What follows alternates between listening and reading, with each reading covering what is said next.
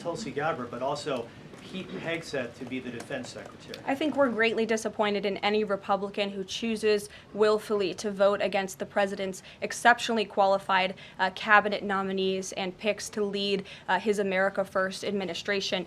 Not a single Democrat swayed from voting against President Biden's nominees, and we know how many of them turned out. They turned out to be atrocious at their jobs, leaving America much worse than they were when they took the oath of office. And so I've said it repeatedly from this podium. I addressed it at the beginning of my remarks. We expect all Republicans to vote, to stay tough and strong, vote for President Trump's nominees so we can get to work and continue to work very hard to implement this president's agenda. Mr. President, first and foremost, I just want to say thank you from the bottom of my heart for the trust that you have placed in me to fulfill this critical position as Director of National Intelligence at any time, but specifically during this time. Unfortunately, the American people have very little trust in the intelligence community, largely because they've seen the weaponization and politicization of an entity that is supposed to be purely focused on ensuring our national security.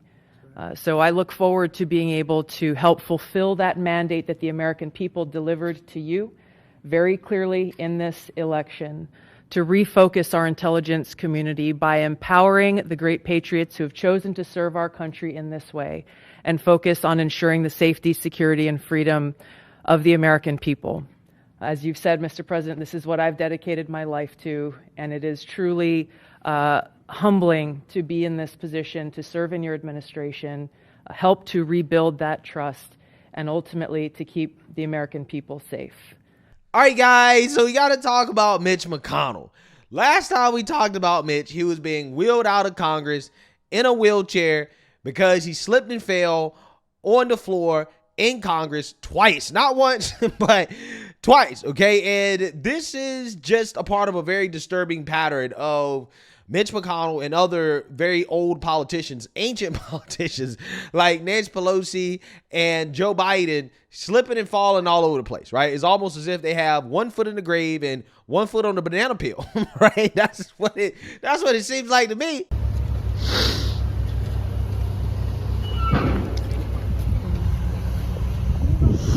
How are you feeling, Leader McConnell?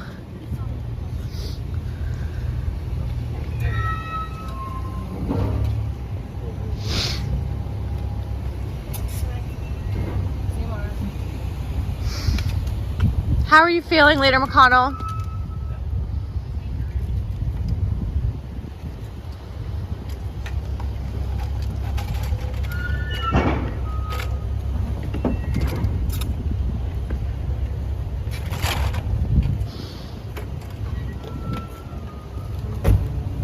Yeah, so the reason why we got to talk about Mitch McConnell is because Mitch McConnell is upset, okay? He has tried to stop the Trump agenda, specifically when it comes to his cabinet nominees, and he has kind of failed thus far. I mean, unless you count Matt Gaetz, that's like the only one that the establishment, the Republicans, succeeded in getting rid of, right? Because ultimately it's up to the Republicans in regards to whether or not President Trump's cabinet nominees will be confirmed, okay? Democrats are in the minority, Republicans are in the majority, and unfortunately we have to deal with some rhinos, right? Some rhinos that are against the America First agenda, Mitch McConnell being one of them. So now that we have Pete Hegseth being confirmed as the Secretary of Defense, Mitch McConnell voted against him, and he also voted against Tulsi as well too. But Tulsi just got confirmed today, and he's fuming, right? He's upset, he's mad because his influence seems to be waning on the Republican Party. So without further ado, let's go ahead and get into Mitch's reaction to Tulsi Gabbard being confirmed as the Director of National Intelligence. This afternoon, the Senate voted to confirm Tulsi Gabbard as the new Director of National Intelligence. The final tally was 52-48, with all Democrats voting in opposition, while Senator Mitch McConnell was the only Republican who voted no. And in a sharp statement that he released after the vote, the former leader of the Republican Party said this, quote, the Senate's power of advice and consent is not an option. It is an obligation, and one we cannot pretend to misunderstand. The nation should not have to worry that the intelligence assessments the president receives are tainted by a director of national intelligence with a history of alarming lapses in judgment. Adding, quote, Edward Snowden's treasonous betrayal of the United States and its most sensitive law intelligence activities endangered sources, methods, and lives. Japan is among America's closest treaty allies in the Indo-Pacific, and the risk of conflict in the region is the product of Chinese aggression, not Western threat inflation. Russia's escalation of its unprovoked war of aggression against Ukraine threatens American interests and is solely the responsibility of Vladimir Putin. Entrusting the coordination of the intelligence community to someone who struggles to acknowledge these facts is an unnecessary risk. Jake Sherman's still with us. That is pretty sharp from Mitch McConnell. AKA, she's not a neocon, right? That is what Mitch McConnell's issue is, right? She doesn't go along with, the standard status quo of the military-industrial complex that has such a tight grip on our politics and our politicians, right? So that means that Tulsi is probably the right person for the job. And what's funny about this to me is that one of the things they criticize Tulsi for the most is her going to Syria to visit Assad when he was still in power. And she came back and she told the truth about that situation, which is that, hey, you have a lot of Islamic extremists who are being armed by the United States of America to take out Assad. And if that happens, you're going to create a power vacuum for Islamic extremism to essentially take over the country. And lo and behold, she was right, right? She was absolutely 100% correct about that. Fast forward to today. But yet, you have these people that are arguing that she doesn't know what she's talking about or that she's unqualified. And I'm like, nah, I think she's much more qualified than probably anybody else that the neocons would put in that position for what the American people are looking for from our intelligence community. So, Mitch McConnell here, he's just upset because his influence is waning. That's all it is. Now, back in the day, in the old guard Republican Party, this would have never happened, right? They would have never, ever, ever confirmed Tulsi. The fact that all the Republicans fell in line, all of them bent the knee, shows you that this is a new party, right? This is a brand new party. This is a new movement, okay? We've officially taken over. I would say so. Mitch McConnell unplugged, I guess you could say, Katie. I mean, listen, this is somebody who's now voted against Pete Hegseth for defense secretary and for Tulsi Gabbard for DNI. Next up is Robert F. Kennedy Jr., who as we all know, we don't need to relitigate the whole thing, but has been skeptical about the efficacy of vaccines. Mitch McConnell, of course, is a polio survivor. I don't know how he's going to come down on that, but he's clearly not encumbered by the idea that he's a Republican. He is a Republican, and that he needs to vote down the line for President Trump. But I mean, listen, the entire rest of the Senate Republican Conference, to a person, is supporting his nominees, and Trump has had a clean sweep here. I mean, he has got through after the Matt Gaetz episode in which he nominated Matt Gaetz to be Attorney General. The Trump White House has moved really, really efficiently to get his cabinet in place in, I think, ways that definitely in ways I didn't expect and a lot of people didn't expect up here. Yeah, I mean, that's because Trump's new team is way better than his old team. And his new administration just knows how to get stuff done. I personally think that the Matt Gaetz stuff was just a way to see what the neocons would be upset with, right? It was a way to kind of weed out the snakes to see who's going to be against you, right? Who's willing to fall in line and who's not, right? And that's what happened. And I think that's part of the reason why this is moving so efficiently, because there was a sense of urgency from the beginning after the whole Matt Gaetz thing, right? Where it was like, okay, we got to get all of these senators in line for the nominees because clearly some of them aren't willing to play ball. So, I mean, that's essentially what happened, right? And this is just more masterful work here from the Trump administration. And Mitch McConnell, while he's upset with Tulsi Gabbard, he's also probably going to be upset with President Trump, too, when it comes to Russia. As President Trump has been in talks with Russia and making moves that even the mainstream liberal media is praising, like, for example, getting Mark Fogle out of Russia, right? Mark Fogle was a hostage that was arrested in Moscow for possession of medical cannabis and had to serve 3 years in a Russian penal colony until President Trump decided to negotiate his release. I feel like the luckiest man on earth right now. And I want you to know that I am not a hero in this at all. And President Trump is a hero. These men that came from the diplomatic service are heroes. The senators and representatives that passed legislation in my honor to get me home are the heroes. I am in awe of what they all did. Hallelujah. Fantastic news. Praise be to President Donald Trump. That's not a phrase I get to say very often. I don't know the circumstances. I don't know the deal. We'll learn those later, and I don't care. Mark was in bad health. He was wrongfully detained for years. This is an American patriot. This is a fantastic human being. He was a teacher to one of my sons. He was an integral member of our community in Moscow when I lived there. And this is just fantastic news for anybody who cares about patriotic Americans. Why is this happening, do you believe, right now and so rapidly? It's happening now because the President of the United States has made it a top priority, and he leads through strength, and we all follow him. And so when we all unite, when you see Steve Witkoff, when you see Secretary Rubio, when you see our National Security Advisor, Mike Waltz, they hear from the President, they act. And so now we've made it clear all Americans are coming home. And I want to also be clear, we've turned that attention to Hamas.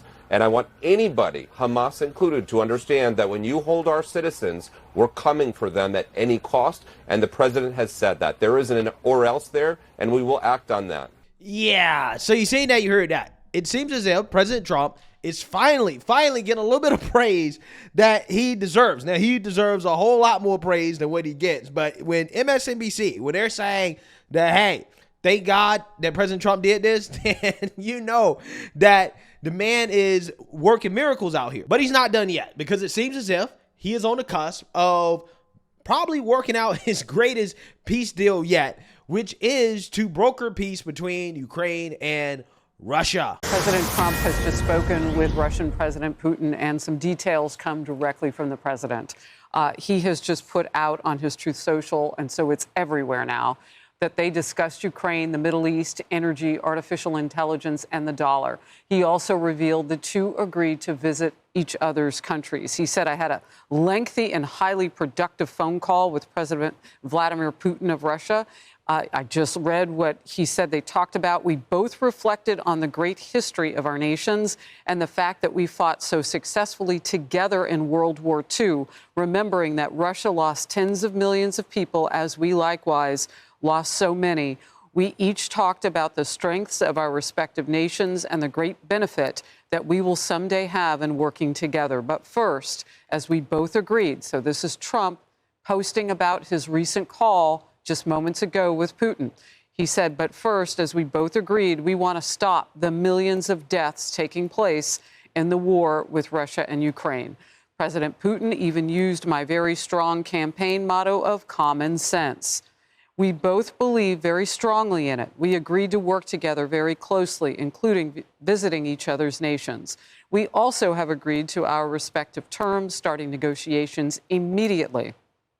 And we will begin by calling President Zelensky of Ukraine to inform him of the conversation, something which I will be doing right now. So this is playing out contemporaneously as we're here live on Outnumbered. I have asked Secretary of State Marco Rubio, Director of CIA John Radcliffe, National Security Advisor Michael Waltz, and Ambassador and Special Envoy Steve Witkoff to lead the negotiations, which I feel strongly about will be successful. Millions of people have died in a war that would have not happened if I were president, but it did happen, so it must end.